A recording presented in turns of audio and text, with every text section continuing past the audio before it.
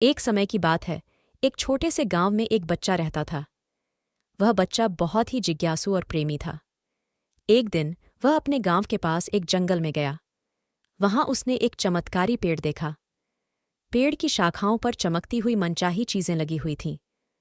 बच्चा ने उस पेड़ को पास से देखा और सोचा, ये पेड़ बहुत ही अद्भुत है।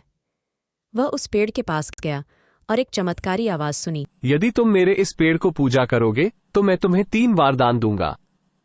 बच्चा चमत्कार से हैरान हो गया और पेड़ की पूजा करने लगा। पेड़ ने उसे 3 वरदान दिए। पहला वरदान था, तुम्हारी हर मनोकामना पूरी होगी। दूसरा वरदान था, तुम्हारी सभी इच्छाएं सत्य होंगी। तीसरा वरदान था, तुम्हारी सभी सोचें और कर्म नेक होंगे। बच्चा खुशी खुशी घर लौट आया और उसने अपने वरदानों का उपयोग करना शुरू किया। वह चाहता था कि उसकी मनोकामनाएं पूरी हों, तो उसने सोचा, मुझे एक बड़ा घर चाहिए।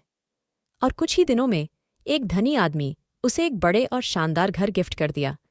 फिर उसने सोचा, मैं अपने परिवार को खुश देखना चाहता हूं। और वहां से उसका परिवार सचमुच में खुश और संतुष्ट हो गया। उसने अपना तीसरा वरदान भी उपयोग किया और उसने अपनी सोच और कर्मों को नेक बनाया। उसके पास धन, सम्मान और सफलता का आभास हो गया। लेकिन एक दिन वह जंगल में फिर से वहीं पेड़ की ओर गया। परंतु वहां पर उसने देखा कि पेड़ सूख रहा है और वहीं पर उसका विश्वास टूट गया।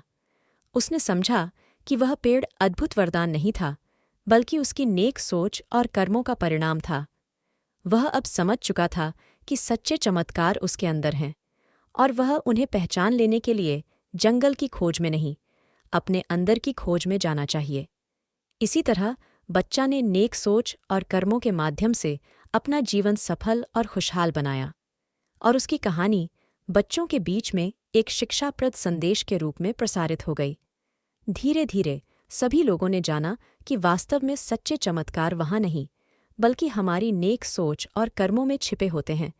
और उस बच्चे ने सभी को एक सीख दी कि जीवन में सफलता का राज सिर्फ नेक सोच और कर्मों में ही छिपा है। इसी तरह उस बच्चे की कहानी और उसका संदेश सभी के दिलों में बस गया।